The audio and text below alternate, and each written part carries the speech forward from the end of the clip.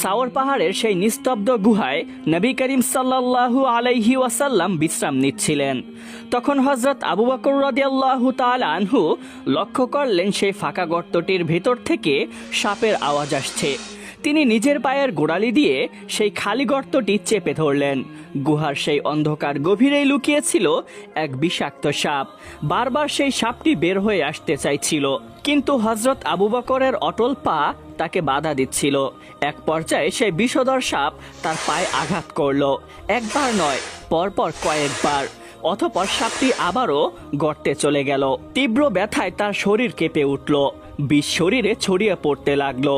কিন্তু তবুও তিনি নিজের পা এক চুলও সরালেন না, কারণ তার মনে একটাই ভয়, যদি আল্লাহর নবীর ঘুম ভেঙে যায় অথবা কোনো বিষাক্ত প্রাণী তাকে আঘাত করে। ব্যথার তীব্রতায় তার চোখ থেকে অশ্রু গড়িয়ে পড়তে লাগলো।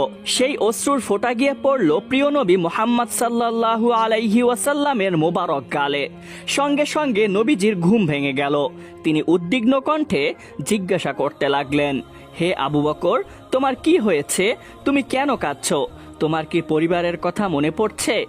হযরত আবু বকর রাদিয়াল্লাহু তাআলা আনহু গভীর ভালোবাসায় বলতে লাগলেন, ইয়া রাসূলুল্লাহ, আল্লাহর কসম, আমার পরিবার বা সন্তানদের ভালোবাসা কখনোই আপনার প্রতি আমার ভালোবাসার চেয়ে বড় হতে পারে না। আমি কাঁদছি কারণ সম্ভবত কোনো বিষাক্ত প্রাণী আমার পায়ে আঘাত করেছে। অতঃপর তিনি তার লালা মোবারক হযরত আবু বকর রাদিয়াল্লাহু তাআলা আনহু এর পায়ে লাগিয়ে দিলেন।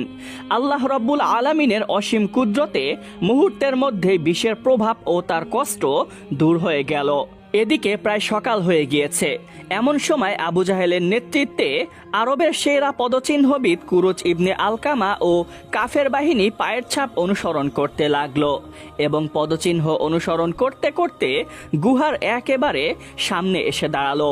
তখন তারা একে অপরকে বলতে লাগলো, কি ব্যাপার, এখান থেকে কোনো দিকে পায়ের ছাপ দেখা যাচ্ছে না কেন?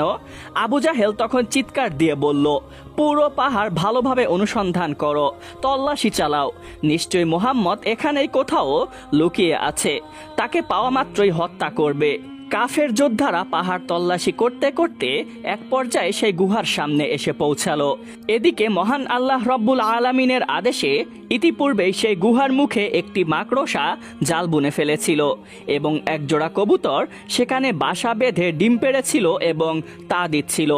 সাওর পাহাড়ের সেই নিস্তব্ধ গুহায় রাসূল পাক সাল্লাল্লাহু আলাইহি ওয়াসাল্লাম এবং আবু বকর রাদিয়াল্লাহু তাআলা আনহু নিশ্চুপে বসেছিলেন এবং নবীজি মনে মনে পবিত্র কোরআনে কারিম তেলাওয়াত করছিলেন। বাইরে তখন আবু জাহেলের ঘাতক বাহিনী তন্ন তন্ন করে খুঁজছে। গুহার ভিতরে আবু বকর রাদিয়াল্লাহু তাআলা আনহু শত্রুদের পায়ের আওয়াজ খুব কাছ থেকে শুনতে পেলেন। তিনি ফিসফিস করে বলতে লাগলেন, ইয়া রাসূলুল্লাহ, তারা যদি শুধু নিচের দিকে তাকায় তবেই আমাদের দেখে ফেলবে। প্রিয় নবীজি মুহাম্মদ সাল্লাল্লাহু আলাইহি ওয়াসাল্লাম ধীরস্থির কণ্ঠে অভয় দিলেন এবং বলতে লাগলেন, লা তাহজান ইন্নাল্লাহা মা'ানা, অর্থাৎ চিন্তিত হয়েও না আবু বকর, নিশ্চয়ই আল্লাহ আমাদের সাথে আছেন।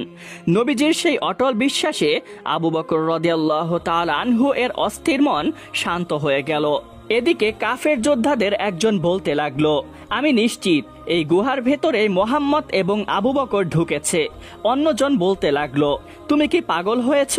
দেখছো না গুহার মুখে মাকড়সার চাল আর সামনে কবুতর ডিম পেড়েছে? কেউ যদি এই গুহায় ঢুকতো তাহলে চাল ছিঁড়ে যেত এবং কবুতর উড়ে যেত। শেষ পর্যন্ত তারা নিশ্চিত হলো যে তিনি এখানে নেই। এই ভেবে তারা হতাশ হয়ে সেখান থেকে ফিরে চলে গেল। দুপুরের দিকে আমের ইবনে ফুহাইরা অতি সতর্কতার সাথে হযরত আবু বকর রাদিয়াল্লাহু তাআলা আনহু এবং নবীজি সাল্লাল্লাহু আলাইহি ওয়াসাল্লামকে খুঁজতে লাগলেন। তিনি চারপাশের পরিস্থিতি পর্যবেক্ষণ করে এবং মাটির পায়ের ছাপগুলো খুব নিবিড়ভাবে লক্ষ্য করে সাওর গুহায় পৌঁছে তিনি খুব নিচু স্বরে ডাক দিলেন, হে আবু বকর, আপনারা কি এখানে আছেন? তখন আবু বকর রাদিয়াল্লাহু তাআলা আনহু ভিতর থেকে সাড়া দিলেন, হে আমের ইবনে ফুহাইরা, হ্যাঁ, আমরা এই গুহায় আশ্রয় নিয়েছি। তখন আমের ইবনে ফুহাইরা তার কাছে থাকা টাটকা দুধ তাদের পান করতে দিলেন। আবু বকর রাদিয়াল্লাহু তাআলা আনহু এবং ক্লান্ত নবীজির জন্য সেই দুধ ছিল আল্লাহর এক বিশেষ রহমত স্বরূপ। অতঃপর আমের কিছুক্ষণ সেখানে অবস্থান করলেন এবং মক্কার হালচাল নিয়ে তাদের সাথে সংক্ষেপে কিছু কথা সেরে নিলেন এবং আবার সাবধানে পাহাড় থেকে নেমে গেলেন। এদিকে আবু বকর রাদিয়াল্লাহু তাআলা আনহু এর কিশোর ছেলে আব্দুল্লাহ মক্কার অলিগলিতে নিজের অস্তিত্ব প্রায় বিলীন করে ঘুরে বেড়াতে লাগলেন। তিনি বিশেষ করে